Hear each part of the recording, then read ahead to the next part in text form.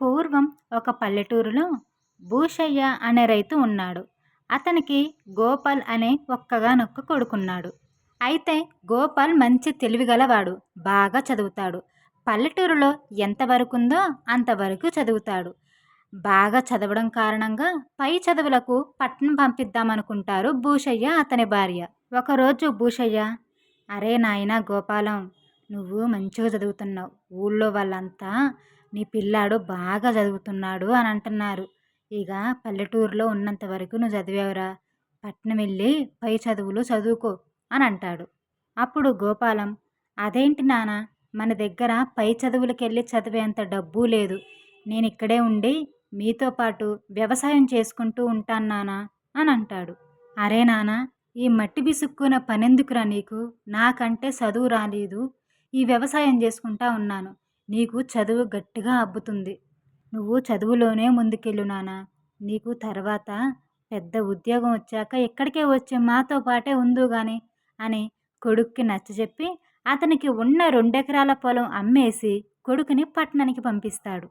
గోపాల్ పట్నం వెళ్ళి మంచి కళాశాలలో చేరి చదువుకుంటున్నాడు. తన తండ్రి అనుకున్నట్టుగానే ఆ కళాశాలలో ముందంచులో నిలబడి మంచి మార్కులు తెచ్చుకున్నాడు. అయితే ఈ కళాశాల యజమాని అయిన రఘురాం మంచి ధనవంతుడు. అతనికి ఒక్కగాను ఒక్క కూతురుంది. రఘురాంకి గోపాల్ బాగా నచ్చాడు. పిల్లను చూస్తే చాలా బాగున్నాడు. మన పిల్లకి ఈడుజోడు బాగుంటుంది. పిల్లాడు బాగా చదువుతున్నాడు. ఇతనికి ఒక వ్యాపారం చూసి పెడితే అతని తెలివితేటలతోటి ఆ వ్యాపారాన్ని అభివృద్ధి చేస్తాడు. ఆయన బాగా ఆలోచించి ఆ పిల్లాడి గురించి ఆరా తీస్తే ఆ తల్లిదండ్రులకి లేక లేక ఒక్క కొడుకున్నాడని తెలిసింది. ఒక్క కొడుకైతే ఏమైంది? చక్కగా నాకు చాలా వ్యాపారాలున్నాయి. ఆ వ్యాపారంలో ఒకటి ఆ పిల్లాడికిస్తే మంచిగా నా బిడ్డను చూసుకుంటాడు అని అనుకొని అతని దగ్గరికి వెళ్ళి, ఇదిగో గోపాల్, నీకు చదువు అయిపోయింది కదా, ఒకసారి మా ఇంటికి రా, భోజనం చేసి వెళ్దు గాని అని గోపాల్ని ఇంటికి తీసుకెళ్ళాడు. ఇల్లు చాలా పెద్దది. చక్కగా గోపాల్కి భోజనం పెట్టారు. ఇక రఘురాం కూతురి పేరు స్వర్ణలత. అమ్మాయి చూడటానికి చక్కగా అందంగా ఉంటుంది. మంచిగా మాట్లాడుతుంది. చక్కగా కలుపుగోలు మనిషి. ఇక భోజనాలన్నీ అయిపోయాక, చాలా బాగున్నాయండి వంటలన్నీ, భోజనం చాలా బాగుంది అని గోపాల్ అంటాడు. అప్పుడు రఘురాం, దీన్నేముందోయ్, నువ్వు రోజు తినొచ్చు మా అమ్మాయి వంట, మా అమ్మాయిని పెళ్లి చేసుకో అని అంటాడు. అయ్యో, అదేంటండి అలా అంటారు? మీరు చూస్తేనేమో ధనవంతులు, మేము మీకు తగ్గవాళ్ళం కాదు అని గోపాల్ అనేసరికి, అయ్యో దాన్నేముంది గోపాల్, మా అమ్మాయిని పెళ్లి చేసుకొని ఇక్కడే ఇల్లరికం ఉండు, నీకు వ్యాపారం ఇస్తాను, మా అమ్మాయిని చూసుకుంటూ చక్కగా ఉండు అని అంటాడు. అప్పుడు గోపాల్, అయ్యో లేదండి, మా అమ్మ నాన్నకి నేను ఒక్కడనే కొడుకుని, నేనిక్కడ వచ్చి ఇల్లరికం ఉంటే వాళ్ళని చూసుకునేది ఎవరు? అట్లా కుదరదండి, నాకు ఆసక్తి లేదు. మీ అమ్మాయి నాకు నచ్చింది, అది ఒప్పుకుంటాను. కానీ నేను మా అమ్మ మా నాన్నని సుఖపెట్టాలి కదా. నన్నింత పెద్దవాణ్ణి చేశారు, చదివించారు. ఇప్పుడు నాకు ఉద్యోగం వచ్చింది, తర్వాత నేను వ్యాపారం కూడా చేసుకోగలుగుతాను. నాకు ఇల్లరికం వచ్చే అట్లాంటి ఆలోచన లేదండి, ఏమనుకోకండి అని అంటాడు గోపాల్. అప్పుడు రఘురాం, దాన్నేముందయ్యా, మీ అమ్మా నాన్నకి నువ్వు ఒక్కడవే కొడుకు కదా, అక్కడ ఎట్టాగో మీ పొలం అమ్మేశారు, ఇంకా కౌలికి చేస్తున్నారు. వాళ్ళని కూడా వచ్చి ఇక్కడ ఉండమంటే అందరం కలిసి సంతోషంగా ఉంటాం కదా, మీతో పాటే మీ అమ్మా నాన్న కూడా ఉంటారు ఇక్కడ అని అన్నాడు.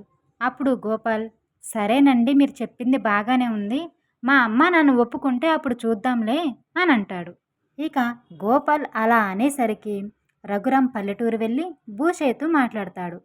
అయ్యా భూషయ్య గారు, నాకు లేక లేక ఒక పిల్లండి, పిల్లని దూరం ఇవ్వడం మాకు ఇష్టం లేదు. అమ్మాయిని దూరంగా ఇచ్చే మేమెవరిని చూసి బతుకుతాము. ఆ అమ్మాయికి ఒక పిల్లో జల్లో కలిగారనుకోండి, వాళ్ళని చూసుకోవడానికి గట్టా బాగుంటుంది. అబ్బాయిని వ్యాపారంలో నేను పెట్టిస్తాను.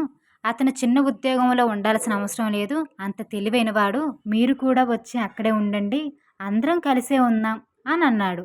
ఇక వాళ్ళు కూడా ఆలోచించుకొని, మనకి కూడా ఒక్కడే పిల్లాడు, వాడు అత్తారింట్లో ఉంటే ముద్దు ముచ్చట వాళ్ళే చూసుకుంటారు అని అనుకొని గోపాల్ తోటి ఇలా అంటారు. ఏం కాదురా నాయన, నువ్వు పెళ్లి చేసుకో, పిల్ల చిత్రపటం చూశాను, చక్కగా ఉంది.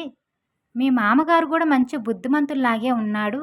నువ్వు హాయిగా పెళ్లి చేసుకో, ఏం కాదు, మా గురించి ఏం ఆలోచించకు అని కొడుకుని ఒప్పించారు. ఇక బంధువులందరి సమక్షంలో పట్నంలోనే ఘనంగా పెళ్లి చేశారు.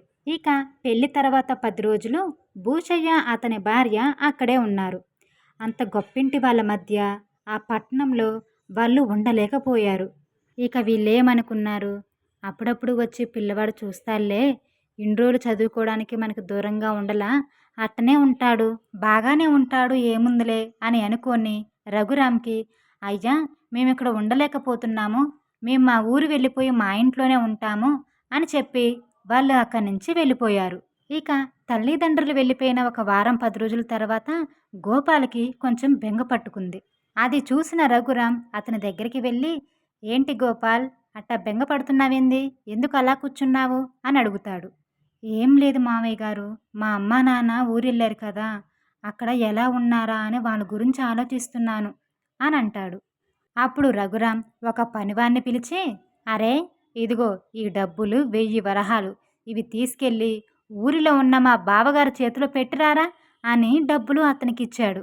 ఇదిగో గోపాల్, మీ అమ్మా నాన్న ఈ పట్నంలో ఉండలేకపోతున్నారు, వాళ్ళు చిన్నప్పటి నుంచి పల్లెటూరులో ఉన్నవాళ్ళు కదా, అక్కడ జీవితం వేరు, ఇక్కడ జీవితం వేరు, వాళ్ళ జీవితం హాయిగా సాగిపోతుంది, చక్కగా పొలం పనులు చేసుకుంటూ పని వాళ్ళని పెట్టుకుంటూ చక్కగా ఉంటారు, ఈ 1000 వరహాలు వాళ్ళ కోసమే పంపిస్తున్నాను అని అంటాడు. గోపాల్ అది నమ్మి మనసు కాస్త కుదిరి పడింది. ఇక అమ్మా నాన్న అక్కడే హాయిగా ఉంటారు, మామయ్య గారు డబ్బులు పంపించారు కదా, పని వాళ్ళని పెట్టుకొని అక్కడే ఉంటారు, చుట్టాలు పక్కాలు గిట్ట అందరూ ఆడే ఉన్నారు కాబట్టి అమ్మా నాన్న కూడా అక్కడే సంతోషంగా ఉంటారు అని అనుకొని ఊరుకున్నాడు. ఇలా ఒక 10 నెలలు గడిచిపోయింది. అప్పుడప్పుడు తల్లిదండ్రుల దగ్గర నుంచి ఉత్తరాలు వస్తూ ఉండేవి, మేము బాగానే ఉన్నాం నాయనా అని. ఇక గోపాల్ తన మామగారు చూపించిన వ్యాపారం చూసుకుంటూ హాయిగా ఉన్నాడు. ఒకరోజు గోపాల్ ఊరిలో ఉండే ఒక పెద్దాయన ఏదో పని ఉండడం వల్ల పట్నం వస్తాడు. అనుకోకుండా గోపాల్ని కలుస్తాడు. అప్పుడు గోపాల్, రామయ్య తాత, రామయ్య తాత, నేను భూషణం కొడుకు గోపాల్ని, నన్ను గుర్తుపట్టావా, బాగున్నావా తాతయ్య అని అడుగుతాడు. ఓరి నువ్వంట్రా గోపాలం, బాగానే ఉన్నాను, నువ్వెట్టా ఉన్నావు అని అడుగుతాడు. నేను బాగానే ఉన్నాను తాతయ్య, ఇదిగో పక్కనే మా ఇల్లు, రారా ఇంటికెళ్దాం అని ఆ తాతయ్యని ఇంటికి తీసుకెళ్తాడు. ఇక ఇంటికి వెళ్ళాక ఆ ఇల్లు అది అంతా చూశాక రామయ్య ఇలా అంటాడు, ఏరా పిల్లగా, ఇక్కడ ఇల్లు వాకిలంతా బ్రహ్మాండంగా ఉంది, నువ్వు ఇక్కడ హాయిగానే ఉన్నావు, మీ అమ్మ నానేమో అక్కడ పల్లెటూరులో ఇబ్బంది పడుతున్నారు, అదేమిట్రా అలా వదిలేశావు అని అడిగాడు. అదేమిటి తాతయ్య అలా అంటావు, మా అమ్మ నాన్న ఇల్లరికానికి ఒప్పుకున్నారు, మేము వచ్చి మాతో పాటు ఇక్కడ ఉండమని చెప్పాము, కానీ వాళ్ళు ఇక్కడ ఉండలేక వెళ్ళిపోయారు, మా మామగారు 1000 వరహాలు పంపించారు అమ్మా నాన్నకి, అక్కడ పని వాళ్ళని పెట్టుకుని హాయిగా ఉండమని, వాళ్ళు అక్కడ సంతోషంగానే ఉన్నారనుకుంటున్నాను నేను, ఇదిగో నేను ఇక్కడ వ్యాపారంలో పడి కుదరక వెళ్ళలేదు, రేపు పండగో పబ్బానికో వచ్చి వాళ్ళని చూస్తాను అని అన్నాడు. అప్పుడు రామయ్య, ఏమిట్రా 1000 వరహాలా, మీ మామగారు పంపించారా, ఎప్పుడు పంపించారు, ఎవరికి పంపించారు అని అనేసరికి, నాకు తెలుసు తాతయ్య, నా ఎదురుగుండానే మా మామగారు పనివాడికిచ్చి పంపించాడు అని అన్నాడు. మీ ఇంటి నుంచి మన ఊరు ఒక్క పనివాడు కూడా రాలేదు, ఊర్లోకి ఒక 10 రూపాయలు వస్తేనే ఊరంతా తెలిసిద్ది, అట్లాంటిది 1000 వరహాలు వస్తే కనీసం నాకు కూడా తెలియకుండా ఎట్టా ఉంటుంది, నేను మీ ఇంటి పక్కనే కదా ఉండేది, మీ నాన్న ఇదివరకే ఎట్టా ఉన్నాడు, ఇప్పుడు కూడా వ్యవసాయం చేసుకుంటా అట్టనే ఉన్నాడు అని అనేసరికి గోపాల ఆశ్చర్యపోయాడు. ఓ ఇదేమిటి ఇలా జరిగింది అని ఆలోచించుకున్నాడు. వచ్చిన చుట్టం వెళ్ళిపోయాడు. గోపాల్ తనలో తాను ఆలోచించుకుంటూ ఉన్నాడు. అదేంటి, మా మామయ్య గారు 1000 వరహాలిచ్చి పంపించారు కదా, మరి తాతయ్య ఏమో ఇలా అంటున్నాడు అని అనుకుంటూ ఉన్నాడు. ఇలా ఒక వారం రోజులు గడిచిపోయింది. అనుకోకుండా గోపాల్ భార్య స్వర్ణలతకి ఏదో అనారోగ్యం మొదలైంది. ఆమె మంచం మీద నుంచి లేవలేకపోయేంత జబ్బు చేసింది. వైద్యుని పిలిపించి వైద్యం చేస్తూనే ఉన్నారు, కానీ ఆ పిల్ల పిల్లలాగానే ఉంది, మందులు అయిపోతూనే ఉన్నాయి. ఎప్పుడు చూసినా స్వర్ణలత మూనుగుతూ ఉండేది. ఆ మూనుగుడు తన తండ్రి రఘురాం వినలేకపోయేవాడు. అయ్యో పిల్లకి ఇలా అయిందేంటి, ఇలా మూనుగుతుందేంటి, ఏమిటో పిల్ల చాలా బాధపడుతుంది, దానికేమో ఊపిరాడట్లేదు, గాలి సరిపోవట్లేదు అని అనుకుంటూ ఉన్నాడు. ఇలా 10 రోజులు వైద్యుడు తిరుగుతూనే ఉన్నాడు. ఇక తరువాత రోజు వైద్యుడు రఘురాంతో, అయ్యా రఘురాం గారు, మీ అమ్మాయి ఇక్కడ ఉండలేకపోతుందండి, కొన్ని రోజులు అమ్మాయిని ఎక్కడికైనా బయటికి పంపించండి, చక్కగా చెట్లు ఉండాలి. మంచిగా గాలొచ్చే ప్రదేశం. ఇక్కడ పట్నం కదా! అన్ని ఇల్లులు దగ్గర దగ్గరగా ఉండడం వల్ల కొద్దిగా గాలి రావటం అది ఇబ్బందిగా ఉంటుంది. అట్టా కాకుండా ఇల్లులు మంచిగా విశాలంగా తెరుపుగా ఉన్న చోట కాస్త ఇంటి ముందు కొద్దిగా జాగుండి, ఇంటి చుట్టుపక్కల కొద్దిగా చెట్లు అవి, పక్షులు పలుకులు వినపడుతూ, ఆకాశం కనపడే చోట అట్టా ఏదైనా ప్రదేశానికి మార్చండి అని చెప్తాడు. అలా అనేసరికి గోపాల్, ఎక్కడికో మార్చడం ఎందుకండి? మా ఊరు ఇలానే ఉంటుంది కదా! చక్కగా ఇంటి ముందు జాగా, ఇంటి చుట్టూ చెట్లు, చెట్ల నిండా పక్షులు కిలకిలలు అని అనేసరికి స్వర్ణలత నన్నక్కడికి తీసుకెళ్ళవా అనంది. ఇక రఘురాం కాదనలేకపోయాడు. పిల్లని అత్తవారింటికి పంపించడం అతనికి అస్సలు ఇష్టం లేదు. కానీ పిల్లకేమో జబ్బు చేసింది. వైద్యుడు చూస్తేనేమో అక్కడికే తీసుకెళ్ళమంటున్నాడు అని అనుకొని ఇక చేసేది ఏమి లేక తనకి ఇష్టం లేకపోయినా బండి కట్టించి కూతుర్ని అల్లుణ్ణి ఇంటికి పంపించేశాడు. ఇలా నెల రోజులు గడిచిపోయాయి. కానీ తన కూతురు గాని అల్లుడు గాని తిరిగి ఇంటికి రాలేదు. అప్పుడప్పుడు ఉత్తరాలు వస్తూనే ఉన్నాయి. పిల్ల బావుంది, కాస్త ఆరోగ్యం కుదుటపడింది అని. కానీ ఎప్పుడొస్తారు అని ఉత్తరం రాస్తే తిరిగి ఆ ఉత్తరానికి సమాధానం మాత్రం రావట్లేదు. రఘురాం తన కూతురి మీద బాగా బెంగ పెట్టుకున్నాడు. ఇలా 2 నెలలు గడిచిపోయాయి. వీళ్ళకి విసుగు పుట్టింది.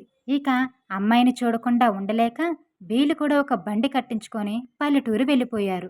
ఇక ఈయన వెళ్ళేసరికి ప్రశాంతమైన వాతావరణం, పెద్ద ఇల్లు వాకిలి, ఇంటి చుట్టూ రంగురంగుల పూలు, వేప చెట్టు, జామ చెట్టు, చెట్ల నిండా పక్షులు, ఇంటి ముందు కోళ్లు తిరుగుతూ, వాటి మధ్య కూతురు పరిగెడుతూ సంతోషంగా పూలు కోస్తూ కనపడింది. పిల్లని చూస్తే చాలా ఆరోగ్యంగా నవనవలాడుతూ మరింటి దగ్గర కంటే ఇక్కడే బాగుందిగా అన్నట్టుగా ఉంది. ఇక భూషయ్య, అతని భార్య, గోపాల్ అందరూ వాళ్ళని చూసి సంతోషంగా వాళ్ళని ఆహ్వానించి చక్కగా భోజనం పెట్టారు. అత్తామామలు పిల్లని ఎంతో గారాబంగా ముద్దుగా చూసుకుంటున్నారు. ఇలా 3-4 రోజుల తర్వాత అమ్మాయి మన ఇంటికి ఎప్పుడెళ్దాం వస్తావా అని రఘురాం అడిగితే, అక్కడేముంది నాన్న, ఇక్కడే ఉండండి మీరు కూడా, ఇక్కడే ప్రశాంతంగా ఉంది, మీరు కూడా ఇక్కడే ఉంటే అందరం కలిసి ఉండొచ్చు అనంది. ఇక రఘురాంకి ఏం మాట్లాడాలో అర్థం కాల. అతనికి సిగ్గేసింది. కాస్త మొహమాట పడి అల్లుణ్ణి పక్కకు తీసుకెళ్ళి, బాబు నన్ను క్షమించు, మీ అమ్మని నాన్నే మాతో ఉంచుకునే ఉద్దేశం కానీ మా పిల్లని మీ ఇంటికి పంపించే ఉద్దేశం కానీ మాకు లేవు. మాకు ఇల్లరికపు అల్లుడు కావాలి, మా అమ్మాయి మాతో ఉండాలి అంతే అనుకున్నాము. కానీ మా అమ్మాయి ఎక్కడికంటే ఇక్కడే ఆరోగ్యంగా సంతోషంగా ఉంది. మీ అమ్మా నాన్న దాన్ని ఎంతో ముద్దుగా చూసుకుంటున్నారు. మా దగ్గర ఉంటే మేము ముద్దు చేస్తాము కానీ దానికి గౌరవం లభించదు. మీ అమ్మా నాన్న గౌరవంగా ఎంతో చక్కగా నా బిడ్డను చూసుకుంటున్నారు. నన్ను క్షమించు నాయనా, మీ అమ్మా నాన్నకి నేను ఎటువంటి డబ్బు పంపలేదు. వాళ్ళ బతుకు వాళ్ళే బతుకుతారులే అనుకున్నాను.